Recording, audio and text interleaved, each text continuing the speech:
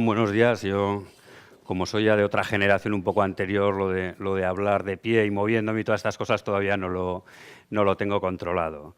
Bueno, me presento, yo soy Guillermo Nagore, soy periodista, yo estuve trabajando aquí 6 años en Donosti, 6 maravillosos años en el periódico Noticias de Guipúzcoa, y un buen día pues decidí romper un poco con todo y embarcarme en lo que en un primer momento pues era una aventura personal, en lo que era una pequeña locura. Una amiga mía que está muy metida en esto del mundo de la innovación y del emprendimiento me decía que era algo innovador, que consistía en irse andando de Finisterre a Jerusalén, ¿no? Que no deja de ser, pues como le llamaba yo, una pequeña bomberada, una pequeña locura, ¿no? Este era un viaje, bueno, andando, pero con un objetivo social, que era pues reivindicar el papel de los cuidadores y sobre todo dar a conocer un poco el problema real que padece el mundo del Alzheimer. Era mezclar una causa social a través de la aventura, es decir, al final, desgraciadamente, el altavoz mediático te lo da la aventura. Yo siempre suelo decir, ¿no? Yo cuando estaba andando por mitad de Croacia y un buen día me llamó José Ramón de la Morena, no me llamó por el Alzheimer, me llamó porque estaba cometiendo esa barbaridad. Barbaridad entre comillas, de ir andando hasta allá, pero realmente yo como periodista lo que tenía que saber es darle la vuelta y bueno, y seguirle la corriente con el tema de la aventura, pero realmente lanzar el mensaje de la situación que viven los enfermos de Alzheimer y fundamentalmente los cuidadores. Sois gente muy joven o bastante joven la que estáis aquí, probablemente el tema del Alzheimer os suene un poquito lejano, que suele ser lo habitual. El problema del Alzheimer, desgraciadamente, no son los enfermos de Alzheimer, son los millones de personas en España que hay alrededor de los enfermos de Alzheimer, de los cuidadores. Destroza absolutamente familias, destroza trabajos, destroza relaciones sociales, laborales. Estamos hablando de la pandemia del 21, con lo cual, aunque sois jóvenes, la vais a conocer muy bien, ¿no? Pero bueno, no quiero venir a hablar del Alzheimer, pero sí dejar ese apunte, porque generalmente las generaciones más jóvenes ven el Alzheimer como, bueno, esa historia que les pasa a los mayores por cuestión de edad, que es cierto, desgraciadamente es cierto, pero lo que conlleva alrededor es muchísimo más duro, ¿no? Lo que os contaba, me embarqué en esta aventura, fue por circunstancias, el origen un poco del proyecto era una aventura mía personal, una pequeña locura que tenía en la cabeza de hacer el Camino de Santiago íntegro al revés. Eso me lo inventé yo en realidad, pero si realmente yo no soy muy religioso, Santiago acabó en Compostela, que tengo mis dudas. Pero bueno, si acabó en Compostela, tuvo que llegar desde allá, porque en la última cena estuvo, con lo cual no hay más narices.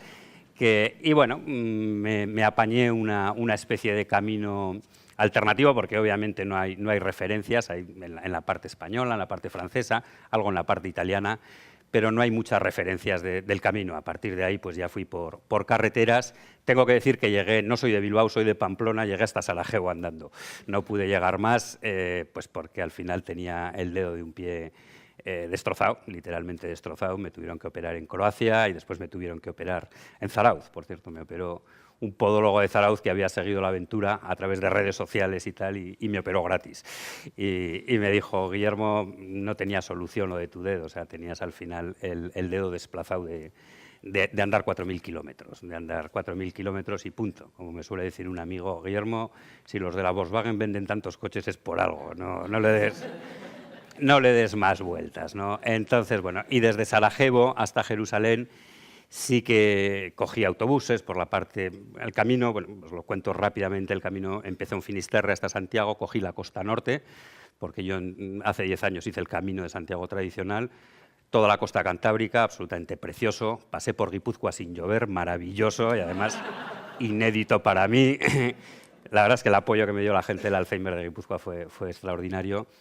Pasé por Pamplona, por eso de pasar por tu casa y estas cosas, y de ahí ya cogí el camino tolosano, que se llama por todo Francia, hasta Arles. De ahí pasé por mitad de los Alpes, por Briançon, a la zona italiana, cogí un trozo de Vía Francígena por Turín, Vercelli, Milán, después atravesé toda la llanura padanesa italiana por Brescia, por Verona, hasta Venecia. No vayáis andando a Venecia, no se puede entrar, es imposible porque está solo pensado para coches, con lo cual tienes que andar por la autopista. Si te paran los carabinieri, pues bien, y yo tuve la suerte de que no me pararon.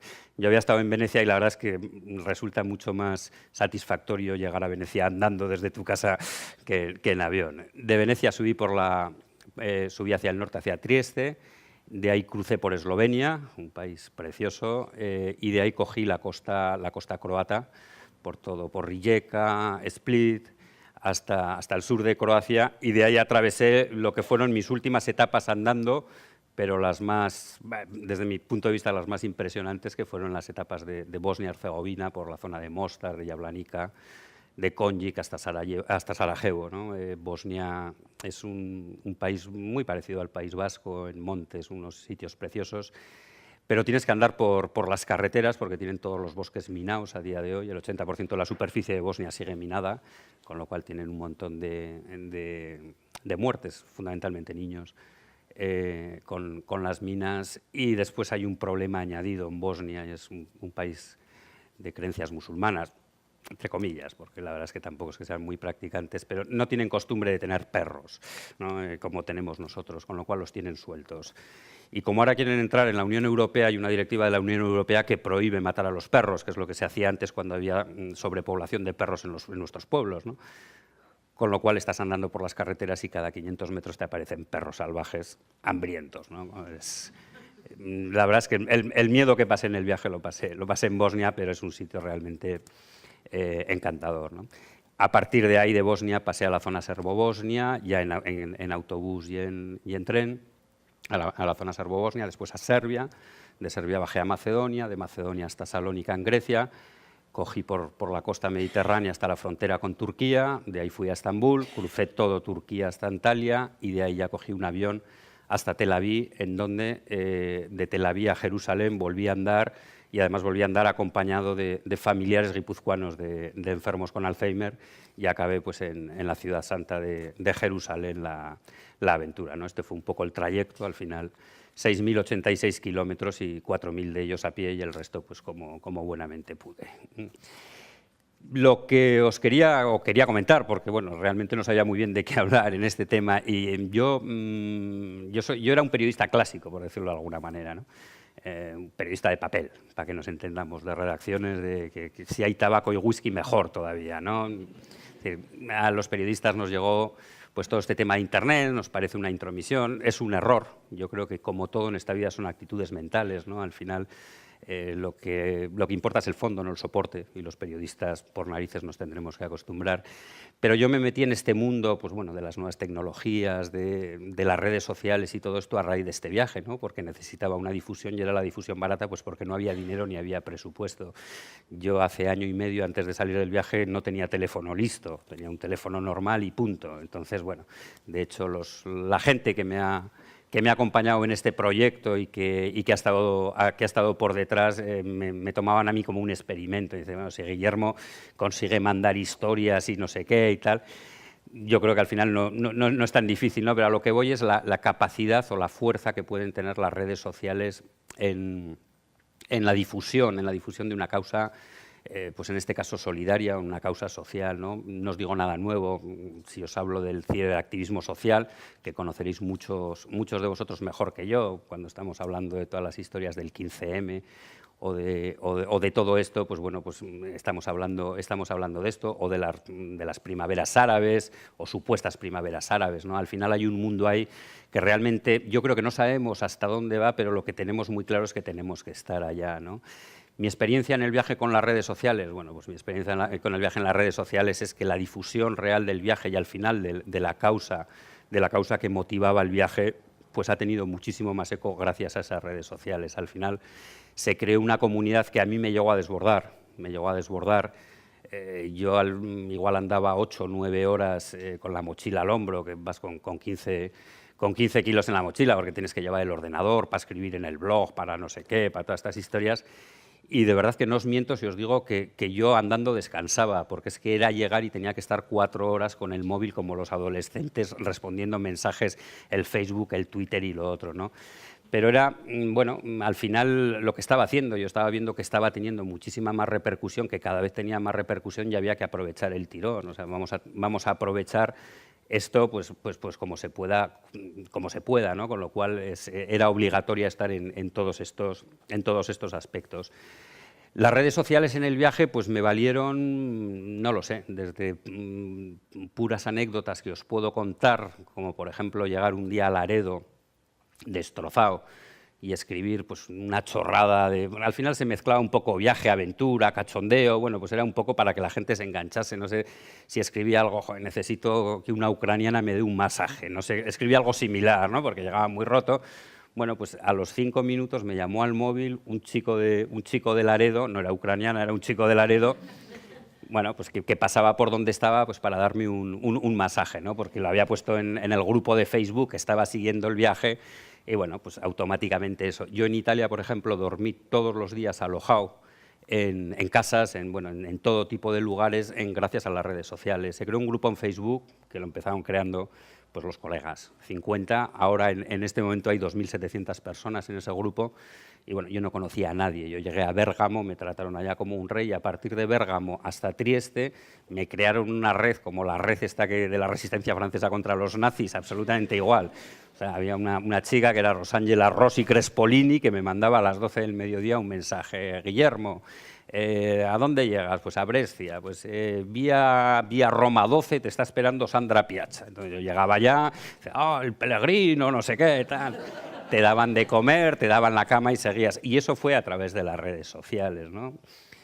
Tengo otra anécdota, anécdotas. Uno de los momentos más complicados del viaje fue cuando atravesé la frontera entre griegos y turcos.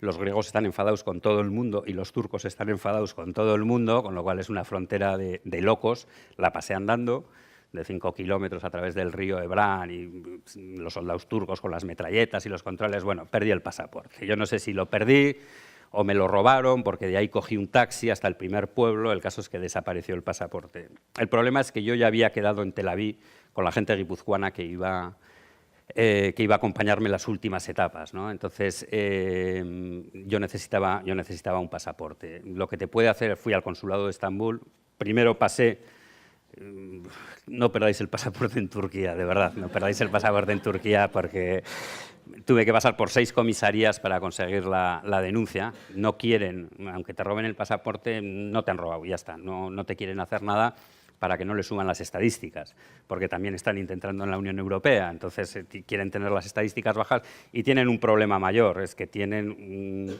sector policial, y ahora lo podréis estar viendo en los medios de comunicación, bueno, tiene un sector policial muy antiguo, unas comisarías muy siniestras, de gente que no habla ningún idioma más que turco, con lo cual los chavales jóvenes o los policías becarios que están en la puerta, esos te tienes que camelar para conseguir que te admitan la denuncia frente a los que están todos con sus bigotes. Escribí un blog que parecía la Real Sociedad de los años 80, porque eran todos clavados. Bueno, al final, después de seis comisarías, conseguí presentar la denuncia, que era el paso previo para llegar a la embajada y que me dieran un nuevo pasaporte. El problema es que por valija diplomática los pasaportes digitales actuales tardan casi un mes y yo no tenía todo ese tiempo, porque después iba a Israel y en Israel con un pasaporte que no sea digital no entras directamente. Entonces, pues bueno, yo ya vi que aquello, claro, los guipuzcoanos ya habían cogido los viajes, los hoteles, o sea, se montaba un Cristo enorme.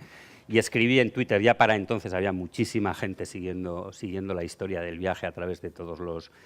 Y escribí un tuit, estos desesperante, bueno, poniendo un poco a parir a las instituciones y todo esto. Realmente la gente en el consulado se portó extraordinariamente bien. Y me fui a dormir porque pensaba, a ver qué hago ahora, dándole vueltas, bueno, igual tengo que coger un avión, volver a España, en el mismo aeropuerto, conseguir un pasaporte y entonces volver. Bueno, era todo una historia bastante complicada. Y las redes sociales, y es a lo que iba. Yo me levanté a la mañana siguiente y en Twitter pues igual tenía 130, 140 menciones. Se había montado un pollo en Twitter espectacular.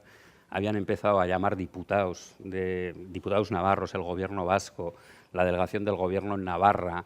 Bueno, se había montado un lío espectacular de gente pidiendo que me dejasen. Creo que aquellos días además se le perdió a algún jugador del Barcelona, no sé si a Cés o a Fábregas, que se lo habían dado en 10 minutos. Pues, un jugador del Barça, pues en 10 minutos, entonces todo Dios lo empezaba a comparar, ¿no? Claro, a Fábregas tal, y este porque va con el Alzheimer, no sé qué tal. El caso es que a los 15 minutos me llamaron del consulado español diciendo que me pasase, que ya me lo habían solucionado, y me lo solucionaron mandándome al consulado israelí para que me dieran un visado especial. Los israelíes, un visado especial se lo dan al hijo de Abraham, no se lo dan a nadie más.